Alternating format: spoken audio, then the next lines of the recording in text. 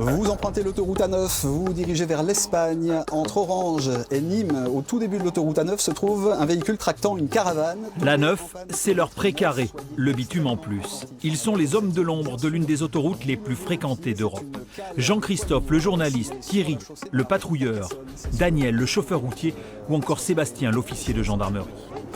Carcassonne-Est, à ce niveau-là, donc il va falloir également... Mais les couteaux suisses de l'A9, ce sont les hommes en jaune du district 7 Hague-Montpellier qui effectuent entre 2 et 300 km par jour. Thierry Sirven, 56 ans, 10 ans de patrouille, prend son service. Seul à bord de son fourgon, fatigué par les milliers de kilomètres, direction Montpellier.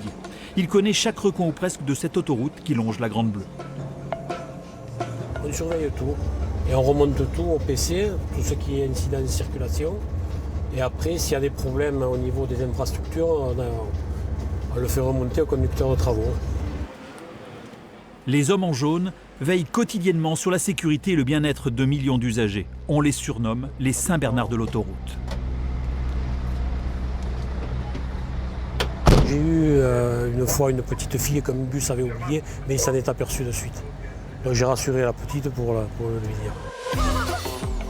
Ces patrouilleurs occupent le terrain 24 heures sur 24, 7 jours sur 7. Un métier à risque, d'où la formation obligatoire que Thierry reçoit tous les 5 ans.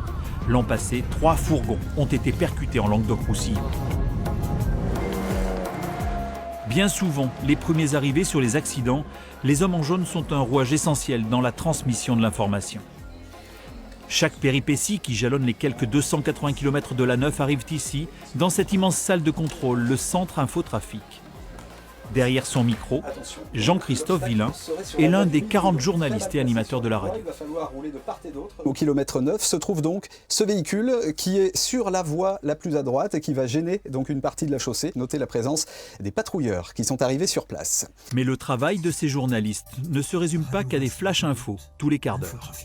On va assez régulièrement sur le terrain, effectivement. Je prends l'exemple justement des travaux de déplacement de l'autoroute A9, puisque ce sont des travaux qui ont été suivis depuis les fouilles archéologiques, avant même qu'il y ait le moindre gramme de ciment. Il peut arriver qu'on se déplace aussi sur un accident important pour pouvoir avoir un visuel sur ce qui se passe et pour pouvoir ensuite le retranscrire au mieux. Alerte, véhicule à contresens. Retour à vos conditions de circulation avec ce véhicule. Il aura fallu 4 minutes pour que l'information de cette voiture à contresens vous parvienne sur les ondes. C'est dans ce sens-là qu'a été aperçu un véhicule qui Donc nous aussi, on écoute 107.7. Fort heureusement, les véhicules à contresens ne sont pas légion. En revanche, le téléphone en conduisant est un grand classique. C'est rare de verbaliser les gens quand on est en véhicule bleu comme ça. Parce que généralement les gens nous voient avant que nous on les voit. Mais le fait d'être au téléphone, en fait c'est ça qui, en fait il n'a pas vu qu'on arrivait quoi. Le téléphone au volant augmente par 3 le risque d'avoir un accident. Mais les automobilistes ne sont pas les seuls à commettre des imprudences. Le gros souci qu'on a avec la région montpelliéraine, c'est que voilà, l'autoroute traverse des zones de vie. Donc des gens, pour éviter de faire des détours, vont au plus court. Et le plus court, c'est de traverser l'autoroute. L'autoroute A9 longe sur près de 23 km l'agglomération de Montpellier. 100 000 véhicules l'empruntent chaque jour et notamment des camions. Daniel est chauffeur routier. Quand il aborde le secteur de Montpellier avec ses nombreuses sorties, il redouble de prudence. Les gens, ils sont dans la 3e voie, ils coupent. Hop, ils viennent là. Ils ne regardent pas si c'est un camion ou une voiture.